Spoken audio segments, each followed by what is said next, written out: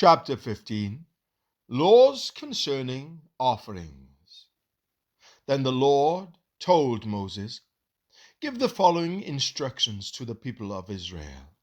When you finally settle in the land I am giving you, you will offer special gifts as a pleasing aroma to the Lord. These gifts may take the form of a burnt offering, a sacrifice to fulfill a vow, a voluntary offering, or an offering at any of your annual festivals. And they may be taken from your herds of cattle or your flocks of sheep and goats. When you present these offerings, you must also give the Lord a grain offering of 2 quarts of choice flour, mixed with 1 quart of olive oil. For each lamb offered as a burnt offering or a special sacrifice, you must also present 1 quart of wine as a liquid offering.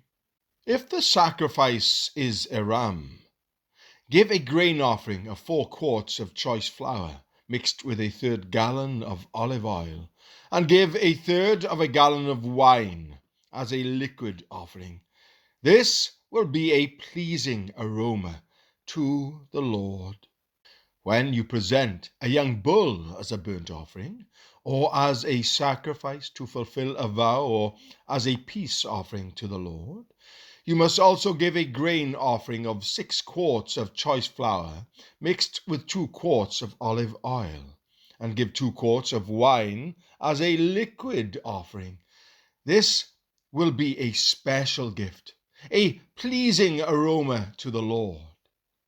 Each sacrifice of a bull, ram, lamb, or a young goat should be prepared in this way. Follow these instructions with each offering you present. All of you native-born Israelites must follow these instructions when you offer a special gift as a pleasing aroma to the Lord.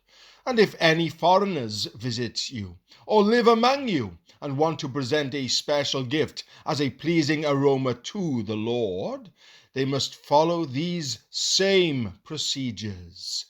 Native-born Israelites and foreigners are equal before the Lord and are subject to the same decrees.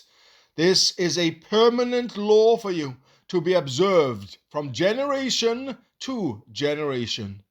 The same instructions and regulations will apply both to you and to the foreigners living among you."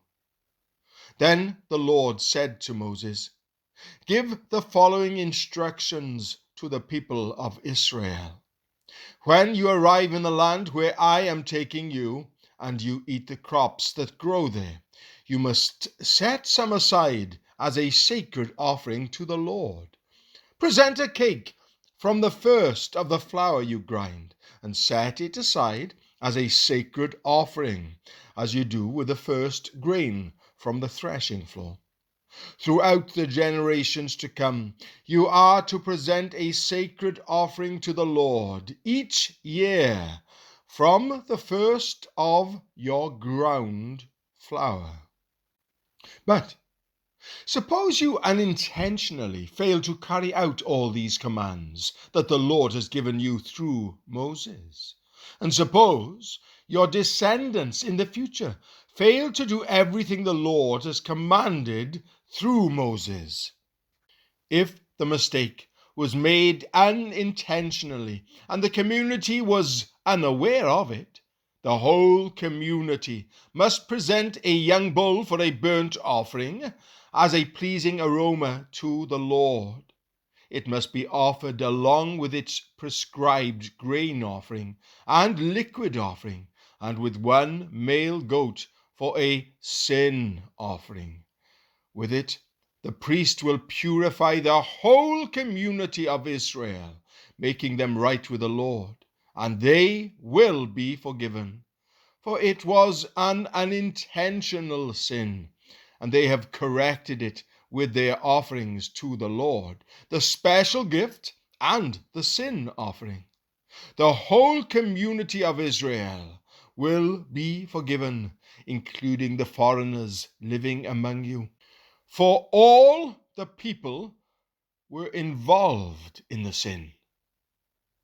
If one individual commits an unintentional sin, the guilty person must bring a 1-year-old female goat for a sin offering.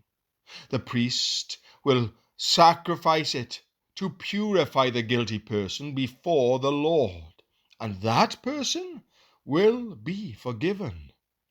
These same instructions apply both to native-born Israelites and to the foreigners living among you.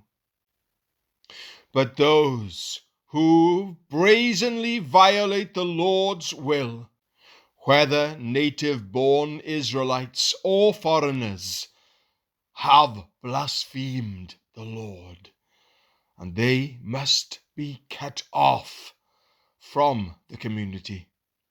Since they have treated the Lord's word with contempt and deliberately disobeyed his command, they must be completely cut off and suffer the punishment for their guilt. Penalty for breaking the Sabbath. One day, while the people of Israel were in the wilderness, they discovered a man gathering wood on the Sabbath day. The people who found him doing this took him before Moses, Aaron, and the rest of the community. They held him in custody because they did not know what to do with him. Then the Lord said to Moses, "The man must be put to death. The whole community must stone him outside the camp." So the whole community took the man outside the camp and stoned him to death, just as the Lord had commanded Moses. Tassels on clothing. Then the Lord said to Moses, "Give the following instructions to the people of Israel. Throughout the generations to come, you must make tassels for the hems of your clothing and attach them with a blue cord.